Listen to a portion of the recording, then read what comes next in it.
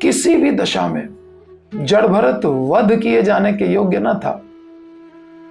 अतः भद्रकाली से यह सहन नहीं हुआ।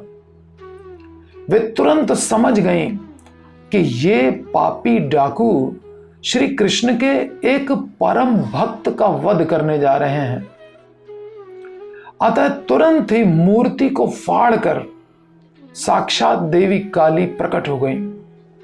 उनका शरीर प्रखर और असह्य तेज से जल रहा था।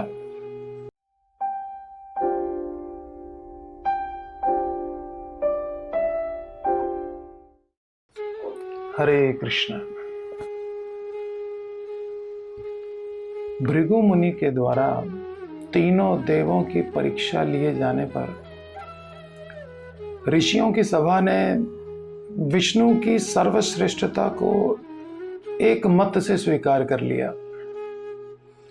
माता लक्ष्मी ने सभी देवताओं, असुरों, गंधर्वों, यक्षों, किन्नरों, इन सब का सूक्ष्म विश्लेषण किया और किसी को भी अव्यभिचारी सद्गुण संपन्न नहीं पाया और मुकुंद को ही अपने वर के रूप में चुना। उन्होंने यह सिद्ध कर दिया कि भगवान विष्णु असमौर्ध्व हैं, न कोई उनके समान है, न कोई उनसे बढ़कर। अब आज हम श्रीमद् भागवत के दृष्टिकोण से यह समझने का प्रयत्न करेंगे कि काली माता या दुर्गा देवी या भद्रकाली विष्णु और उनके भक्तों का कितना सम्मान करती हैं। अंगिरा गोत्र में एक बड़े ही महान कृष्ण भक्त हुए जिनका नाम पड़ा जड़ भरत। भगवान की कृपा से उन्हें अपने पूर्व जन्म की घटनाएं याद थी। पहले जन्म में वे राजा भरत थे, जिनके नाम से हमारा यह देश भारतवर्ष नाम से विख्यात है। फिर अगले जन्म में हिरण बनना पड़ा। हिरण के बच्चे में आसक्ति होने के कारण जब राजा के शरीर में थे तो घर द्वार त्याग करके भगवान के भजन में लग गए, लेकिन वन में एक हिरण के बच्चे में आसक्ति हो गई, जिसके कारण हिरण का जन्म लेना पड़ा। अब तीसरे जन्म में वे अंगिरा गोत्र के एक ब्राह्मण के पुत्र बने। यद्यपि उन्हें ब्राह्मण का शरीर मिला था, परंतु वे अपने स्वजनों तथा मित्रों से अत्यंत भयभीत थे। कैसे स्वजनों और मित्रों से भयभीत थे? जो कृष्ण के भक्त नहीं थे। वे ऐसी संगति से सदैव सतर्क रहते थे, क्योंकि उन्हें भय था कि कहीं वे भक्ति के पद से च्युत न हो जाएं, भक्ति के पद से गिर न जाएं। इसलिए वे सबके सामने पागल, अंधे, बहरे, गूंगे की तरह बने रहते थे। उन्होंने अपने आप को कुसंगति से बचा रखा था। वे अपने मन में भगवान श्री कृष्ण के चरण कमलों का ध्यान धरते और उनके गुणों का जप करते रहते। जैसा भय जड़ भरत को था, वैसा सभी साधकों को होना चाहिए। कहीं कुसंगति में पड़कर मेरी भक्ति साधना में कमी ना आ जाए, ये भय सब साधकों को होना आवश्यक है।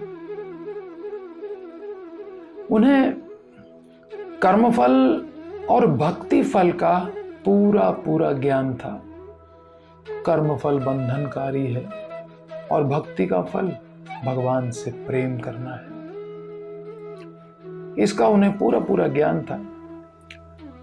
उनके पिता उन्हें कर्मकांड सिखाते सिखाते हार गए, पर उन्होंने सीखा नहीं। कर्मकांड की तभी तक आवश्यकता रहती है, तभी तक आवश्यकता पड़ती है जब तक कृष्ण भक्ति जागृत नहीं हो जाती। यदि कृष्ण भक्ति प्राप्त हो जाए तो फिर इन कर्म कांडों को करने की कोई आवश्यकता नहीं रह जाती। जड़ भरत चाहते थे कि उनके पिता यह समझें कि मैं शिक्षा के अयोग्य हूं, वे मुझे शिक्षा देना बंद कर दें। लेकिन पिता की पुत्र में आसक्ति थी, वे जीवन के अंत तक शिक्षा देते ही रहे। उनके पिता की मृत्यु के बाद उनकी माता भी पति के साथ में सती हो गई। उनकी एक सगी बहन थी और 9 सौतेले भाई थे।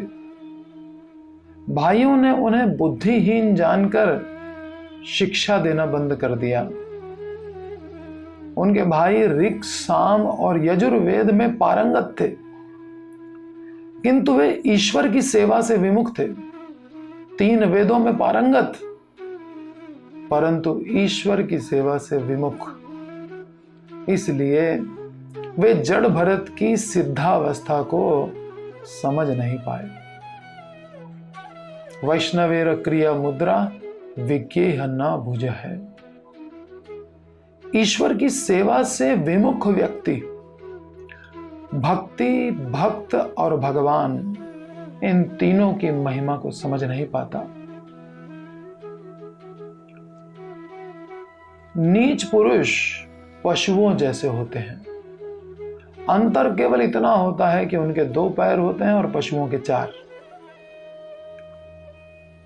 ऐसे 2 पैर वाले पशु जड़ भरत को गूंगा, बहरा और पागल समझते थे, परंतु जड़ भरत कभी रिएक्ट नहीं करते थे और न ही अपने आप को जस्टिफाई करते थे कि मैं बड़ा अच्छा हूं, मैं बड़ा भक्त हूं। कभी जस्टिफाई नहीं करते। उनके भाई उन्हें खाने में टूटे चावल, खंडा जिसको बोलते हैं, खली, जैसे सरसों में से तेल निकाल लिया जाए तो जो बचता है, जो जानवरों को डाल दिया जाता है, उसको बोलते हैं खली। मूंगफली की खली, सरसों की खली, वो खली उनको खाने को देते थे। धान की भूसी खाने को देते थे। भूसा कोई खा सकता है? घुना हुआ अनाज और रसोई के बर्तनों की खुरचन दिया करते थे, किंतु वे उन्हें अमृत के समान स्वीकार कर लेते थे। उन्हें किसी से कोई शिकायत नहीं रहती थी। वे इन चीजों को प्रसन्नता पूर्वक खा लेते थे। उनका शरीर सांड के समान बलवान था। उन्हें सर्दी, गर्मी, वर्षा आदि की कोई परवाह नहीं रहती थी। वे कभी अपने शरीर को ढकते नहीं थे, जमीन पर ही लेटे रहते थे। वे कभी अपने शरीर पर तेल भी नहीं लगाते थे, नहाते भी नहीं थे, बस भगवान के ध्यान में तल्लीन रहते थे। श्रील नरोत्तम दास ठाकुर महाशय कहते हैं, देह स्मृति नाही जार, संसार बंधन कहां तार। जिसको देह की स्मृति ही नहीं है, जो हर परिस्थिति में संतुष्ट रहता है, वह मुक्त पुरुष है। उसे संसार का कोई बंधन नहीं रहता। चैतन्य चरितामृत में कहा गया है, द्वैते भद्रा भद्र ज्ञान सब मनोधर्म, ऐ भाल ऐ मंद ऐ सब भ्रम। इस संसार में अच्छे तथा बुरे का विचार मानसिक कल्पना है। अतः यह कहना कि यह अच्छा है और वह बुरा है, यह एक भूल है। इसी समय पुत्र की कामना से डाकुओं का एक सरदार, जो शूद्र कुल का था, एक पशु तुल्य जड़ मनुष्य की भद्रकाली पर बलि चढ़ाकर उपासना करना चाहता था। डाकुओं के सरदार ने बलि के लिए एक नर पशु पकड़ा था। किंतु वह बचकर निकल भागा तो सरदार ने अपने सेवकों को उसे ढूंढने की आज्ञा दी। आधी रात के घोर अंधेरे में इधर उधर घूमते हुए वे धान के एक खेत में पहुंचे, जहां उन्होंने जड़ भरत को देखा। जड़ भरत एक ऊंचे स्थान पर बैठे थे और मृग तथा जंगली सुअरों से खेत की रखवाली कर रहे थे। वे उसे रस्सियों से बांधकर देवी काली के मंदिर में ले आए। यह ध्यान देने की बात है कि देवी पर कभी भी किसी बुद्धिमान मनुष्य की बलि नहीं दी जाती। ब्राह्मण शरीर में भरत महाराज गूंगे, बहरे ऐसे प्रतीत होते थे, पागल जैसे, किंतु तो भी वे संसार के सर्वाधिक बुद्धिमान मनुष्य थे, क्योंकि वो हर समय भगवान श्री कृष्ण का ध्यान करते थे। अब यह बात ये तमोगुणी डाकू क्या समझे? जड़ भरत के सौतेले भाई तो 3 वेदों में निपुण थे, पारंगत थे, सतोगुणी थे, फिर भी वे इनकी उच्च अवस्था को नहीं समझ पाए, क्योंकि ईश्वर की सेवा से विमुख थे। तो ये डाकू तमोगुणी क्या समझेंगे उनकी उच्च अवस्था? इतने पर भी भगवान के प्रति सर्वथा समर्पित होने के कारण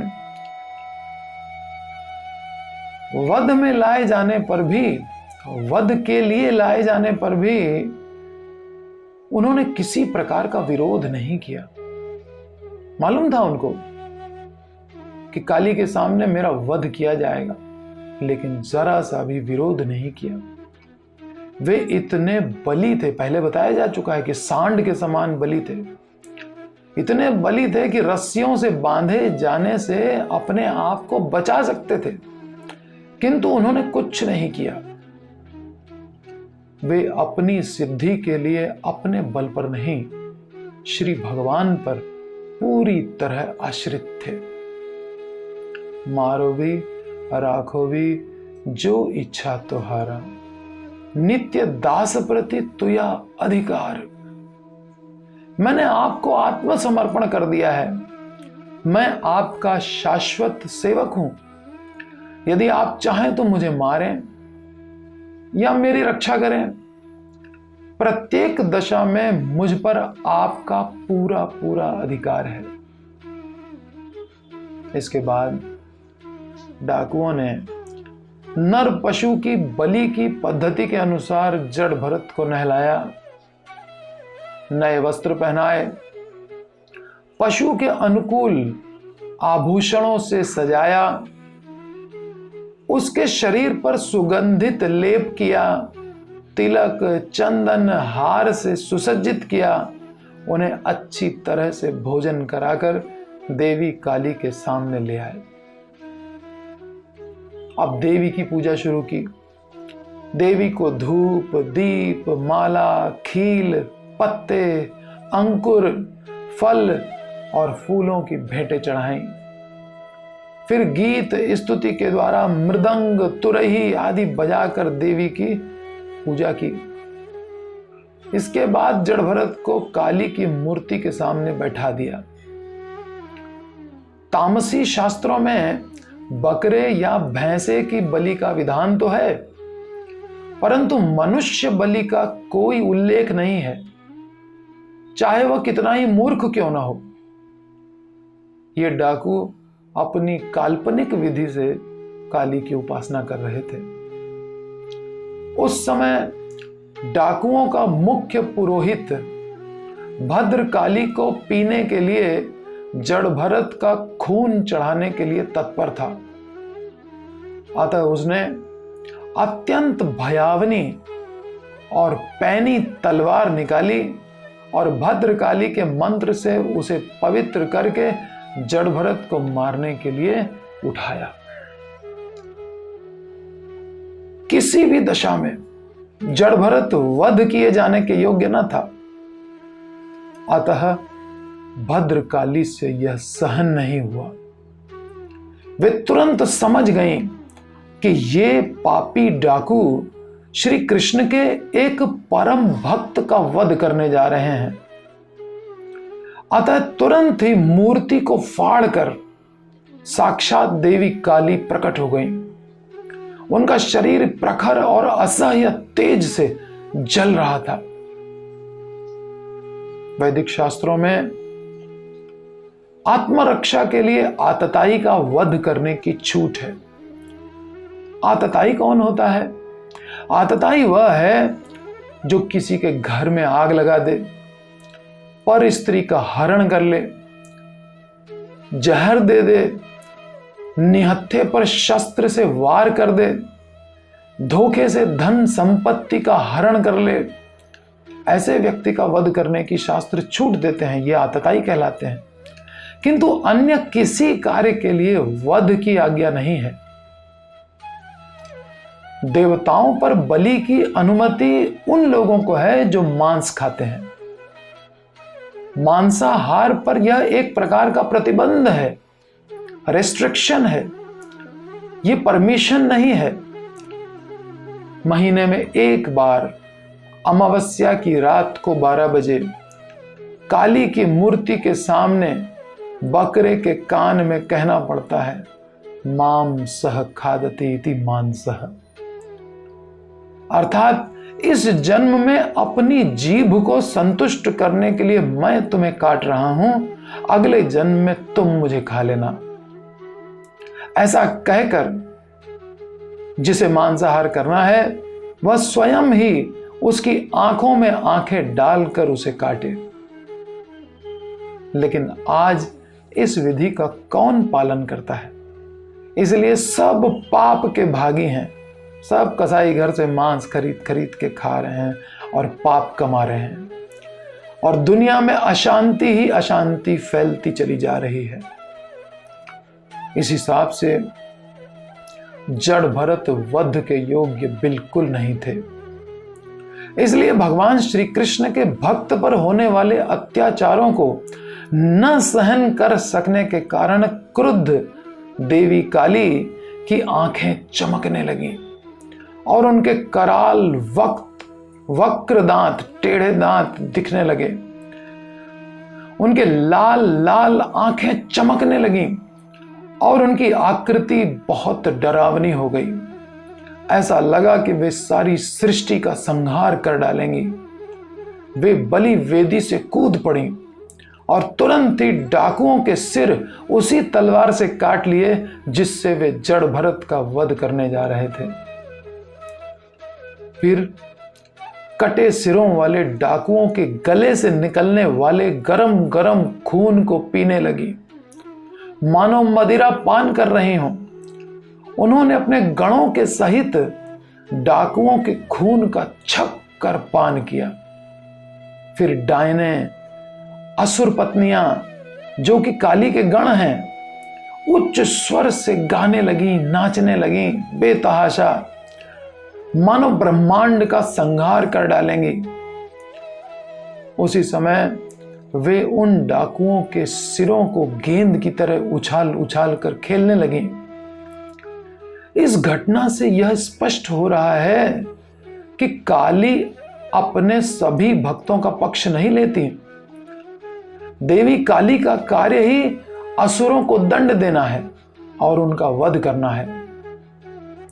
मूर्ख लोग कृष्ण भक्त या कृष्ण भक्ति की उपेक्षा करके देवी को प्रसन्न करने के लिए निकृष्ट या घटिया वस्तुएं भेंट चढ़ाते हैं,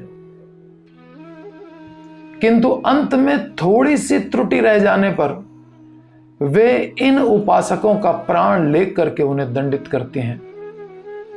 असुर लोग धन के लिए देवी काली की उपासना करते हैं, किंतु पूजा के नाम पर किए गए पापों के लिए उन्हें क्षमा नहीं किया जाता। मूर्ति पर मनुष्य या पशु की बलि विशेष रूप से वर्जित है। और यहीं पर आप कृष्ण भक्ति में देखिए, कृष्ण के शरणागत को श्री कृष्ण सब पापों से मुक्त कर देते हैं।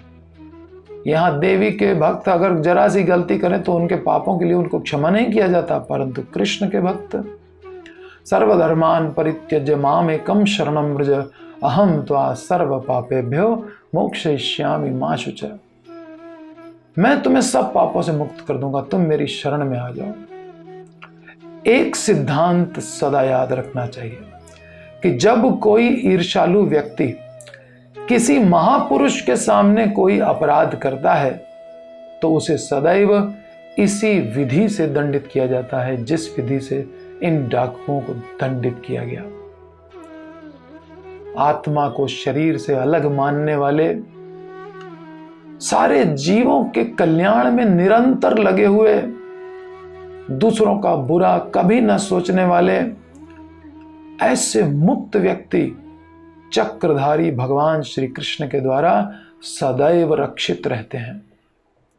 भक्त सदैव ईश्वर के चरण कमलों की शरण ग्रहण करते हैं, इसलिए सिर कटने का मौका आने पर भी वे सदैव अक्षुब्ध रहते हैं, अनडिस्टर्ब्ड रहते हैं। वे भगवान पर टोटली डिपेंड होते हैं। भगवान के शुद्ध भक्त के ये कुछ महान गुण हैं। पहले तो भक्त अपनी आध्यात्मिक पहचान के प्रति आश्वस्त रहता है। वह अपने को शरीर कभी नहीं मानता, वो जानता है कि मैं शरीर नहीं आत्मा हूं। उसे दृढ़ विश्वास हो जाता है कि वह आत्मा है और देह से भिन्न है, अतः उसे किसी का भय नहीं रह जाता। क्योंकि आत्मा को तो शस्त्र काट नहीं सकता, अग्नि जला नहीं सकती, वायु सुखा नहीं सकता, जल भिगो नहीं सकता, तो भय किस बात का। यहां तक कि जीवन का संकट उत्पन्न होने पर भी वह भयभीत नहीं होता। वह शत्रु को भी शत्रु नहीं मानता, वो सबका मित्र होता है। भक्तों के ऐसे ऐसे गुण होते हैं, वे भगवान पर सभी प्रकार से आश्रित रहते हैं और ईश्वर भी सभी परिस्थितियों में उनकी रक्षा करने के लिए सदा उत्सुक रहते हैं। श्रीमद् भागवत के 5वें स्कंद के 9वें अध्याय में यह कथा बहुत विस्तार से बताई गई है।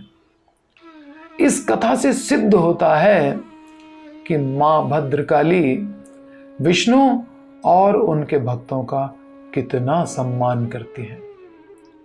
उनके सामने वे अपने भक्तों को कुछ नहीं समझती। अगर उनके भक्त कृष्ण के भक्तों का अनिष्ट करना चाहते हैं तो काली माता अपने ही भक्तों का वध करके उनका खून पी जाती है, परंतु विष्णु के भक्तों को एक खरोंच भी नहीं लगने देती। तो दुर्गा देवी या काली माता हमें विष्णु भक्ति या विष्णु की पूजा में लगे रहने की प्रेरणा देती हैं, अपना भक्त बनने की प्रेरणा नहीं देती। धन्यवाद। हरे कृष्ण। जय श्रील प्रभुपाद। हरे कृष्णा कृष्ण कृष्ण हरे हरे, हरे राम राम राम